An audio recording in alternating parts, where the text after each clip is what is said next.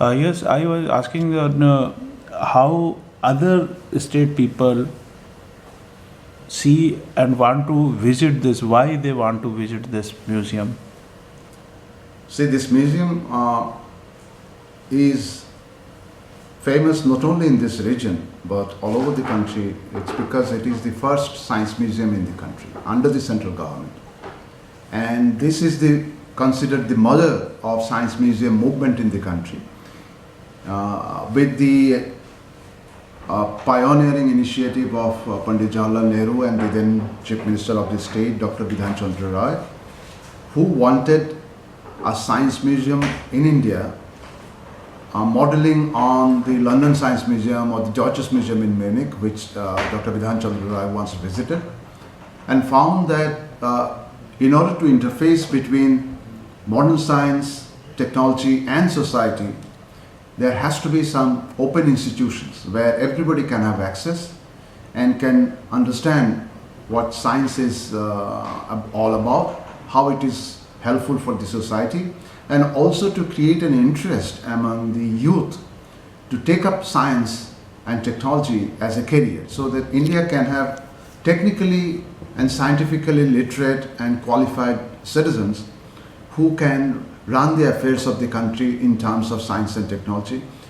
because they knew that without science and technology the country cannot progress faster, and without the people of the country being on board in this journey of development through science and technology, this also cannot happen. Otherwise people will reject if they don't understand. If you push something by bringing in technology from abroad and push it onto the people, there is a tendency that they might reject unless you take them into confidence. You give them sufficient information and understanding of what science and technology can do for them.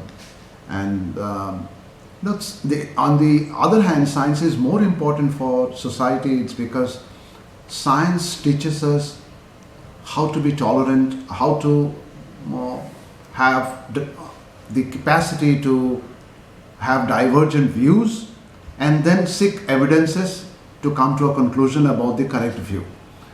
So for correct decision making, the scientific approach is very, very necessary in all spheres of life. For a good society, the people should not only be scientifically literate, but they also should be scientifically tempered. Mm-hmm. And the idea of science museums is both to take science to the people and also to make people for science.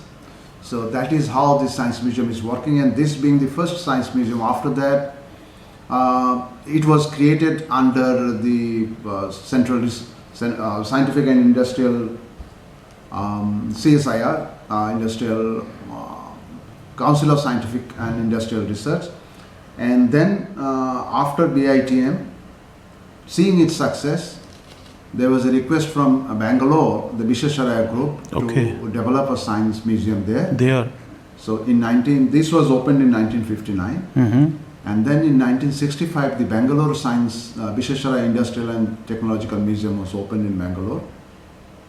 And after that, the government of India thought that under CSIR, whether these science museums need to be replicated elsewhere, whether it is good for the country. So they formed a task force.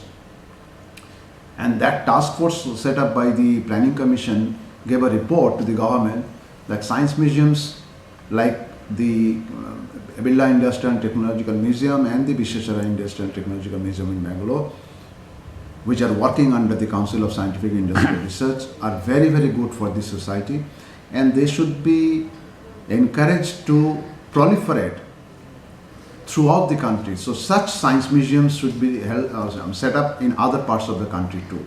And they gave a mandate that it should be set up in 3 tiers: national level cities, then regional level cities, means state capitals, and sub-regional level, means district headquarters. So in 3 tiers, science centers should be set up throughout the country. So that was a big mandate. A large number of science centers, museums needed to be set up.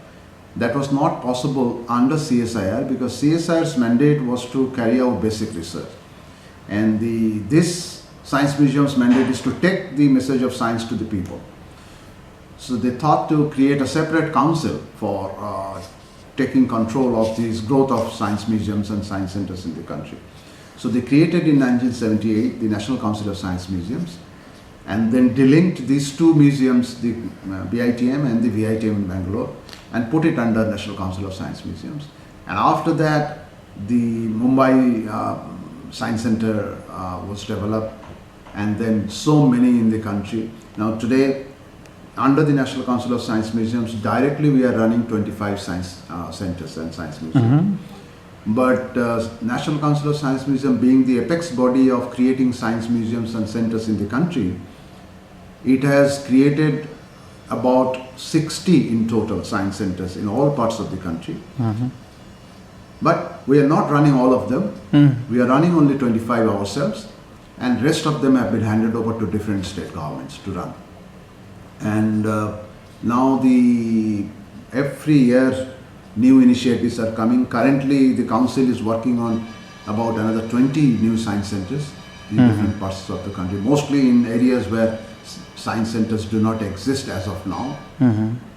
So it's a big movement, big push by the government, all successive governments. They have understood that science centers are good for the people, good for the citizen, good for the country.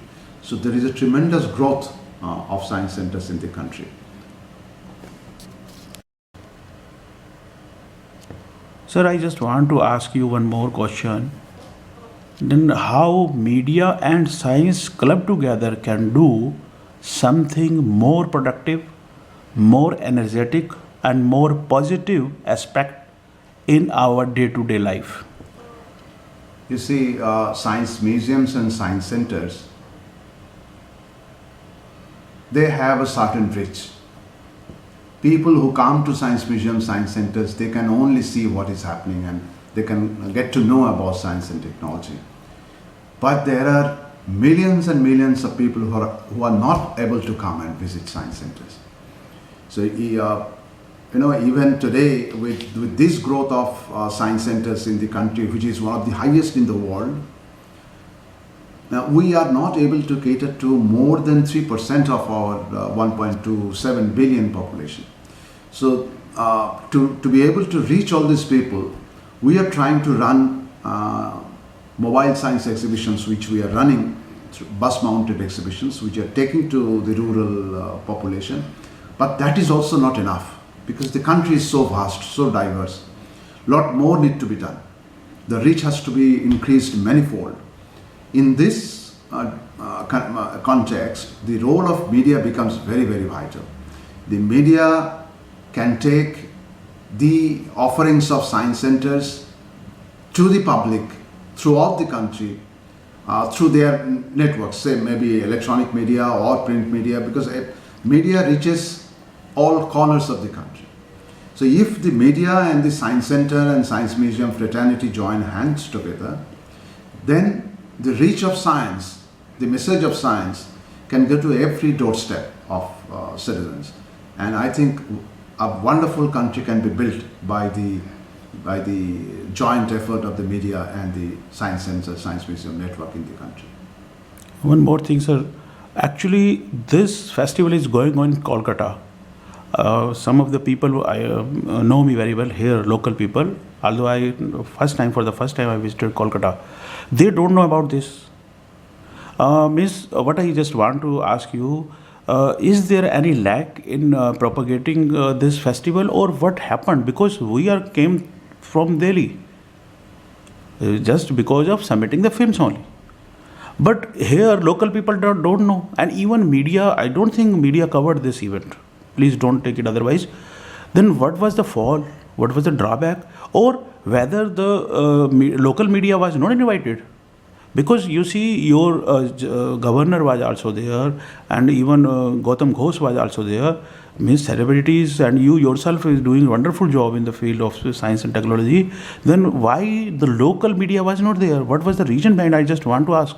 No, it's not correct that the local media was not invited. The local media was, all of them were invited. The PIB was informed. Okay. And But we could not put newspaper advertisements because of the font constraint. Okay. But the media was informed. Now, you know, I should not comment on somebody else's sphere. Somehow, the media's considerations could have been different. There could have been some other pressing sort of events for them. But some media came. It's not that some of the media came here. And events like this need to be promoted well ahead in time through newspaper advertisements, through maybe electronic advertisements. Otherwise, you see the media getting good media houses, big media houses, they have priorities of how to cover news and what news to cover. It is up to them. But because of fund constraint, we could not give advertisement. That is one, I think, reason why not many media could turn up. But one advertisement for the closing ceremony, for the award-winning ceremony would be given. Okay. I hope that would attract some more media during the award-giving ceremony. Because in local media, I could not see in any newspaper or other things it is covered. I don't see any media coverage. Then I do not know. I did not check up. But there are in Hindi and in Bengali maybe something has come. Achha, I okay. did not check up. Okay. And the last but not least, what message you want to rather give to the masses to rather see science, what science can contribute in their life, particularly in students, because they are the future of India. See, can you conceive of your life without science and technology today? Now, whatever you see around you, whatever you in your life are using to support your living, everything one way or the other is connected to the efforts of science and technology. The camera that you are holding, the clothes that you are wearing, everything that you are doing, except for yourself, all are products for the science and technology.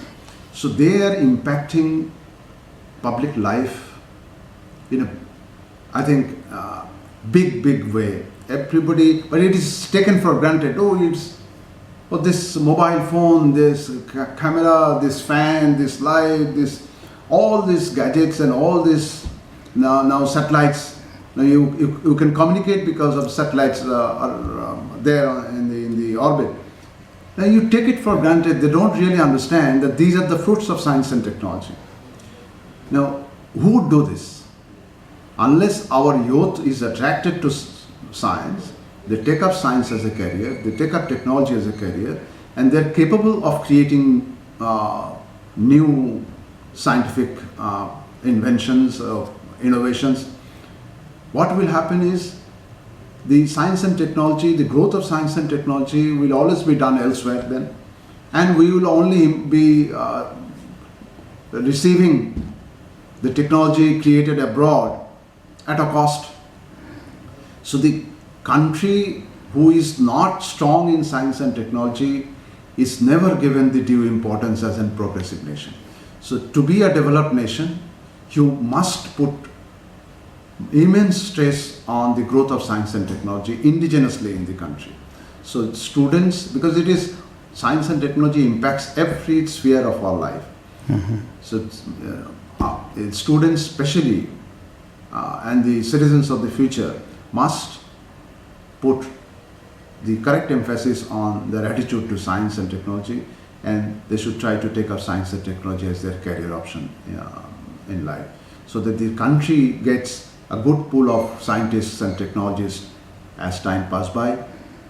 We are having already a pool, but our total requirement is much more. We need much more to be done indigenously in the country and not taking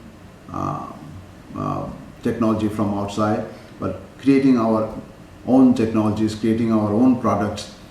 So the current government's initiative of skilling in India and Make in India is a step in the right direction, I feel, because the governmental push should be there so that the country becomes, self-reliant in terms of creation of innovations and new technology.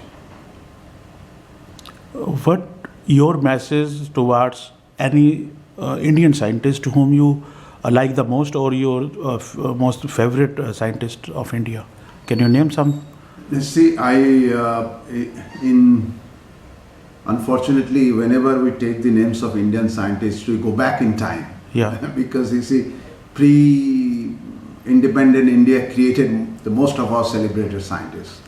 And I would rather say, because I take the name of Sir Jagdish Chandra Bose, being the pioneer and the father of modern science in India. He actually was the first scientist in India who took up and worked for modern science. And his contribution to the modern science in India is immense. And there are many scientists, mostly from the pre-independent era, like Sir C.V. Raman, Sir S.N. Bose, Meghnad Saha, P.C. Ray. There are many, but because he is the pioneer, I would prefer to take the name of Sir J.C. Bose at the first. And as far as Abdul Kalam Saab's contribution? Oh, very good contribution. I think not so much as a scientist, but as a techno administrator, and he did wonderfully well in pushing India's capability in development of missile systems, rocketry, and we are now reaping the fruits of those pushes given by Dr. Abdul Kalam. And we are also today proud of ISRO's successes, right? Because people might question, might have doubts about what will such expenditures do for our society, but the kind of achievements that ISRO is making puts us in a different bracket of nations and puts us ahead of many others. And unless you do such pioneering work in space technology, the spin-offs of space research are too many. So that can come to the society as a spin-off, and the direct impact is that space is being used for the benefit of society in many, many ways, not only for communication, but in many other ways. So I think ISRO deserves our ovation, and we are proud of ISRO. There are in many other fields also the country is doing good in biotechnology and pharmaceuticals. But fundamental research needs more impetus, needs more push. Fundamental science and technological research both should go together. Without promoting fundamental science, technology cannot go further. So we should be pushing both these frontiers in the days to come. One last question. Whether you are satisfied, not I'm talking about this festival or what the event is going on, whether in the newspaper science gets sufficient space, like sports space, business space, where is science space? Not at all. Then what is the reason behind it, and what you want to say about that? Not at all. There could be two reasons.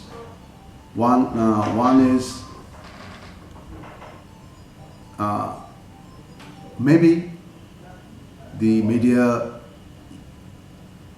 does not find science sellable to the public, because in my view, media will always be commercially driven. They will have to make profit. And news that gives them good coverage, gives them good readership, they will be inclined to take up those news in their columns. Maybe science headlines are rare. Now, whenever, say for example, whenever some space event is happening, I have seen only those news being covered by the media. But there are so many scientific works that is being carried out in this country, even by the youth, so many innovations are being done. In the local level, in the grassroots level, there are being many people are doing good innovations. So those are not covered, maybe because the media does not know about it, or maybe they know, but it's not commercially a viable proposition for them to cover, to give so much space in the newspaper for science and technology. And also, it is the duty of the scientific institutions and those who work for science also to feed the media with appropriate news. So that is also not happening. So where from media will get that? So on the one hand, media is not getting the feedback from the scientific side, and that is my hunch. And also on the other side, some events which the media find are not possibly worth publishing in their newspapers or in their channels. So to be able to have a good space in the media, it is the responsibility of both the media as well as the people who are working for science. Thank you, sir.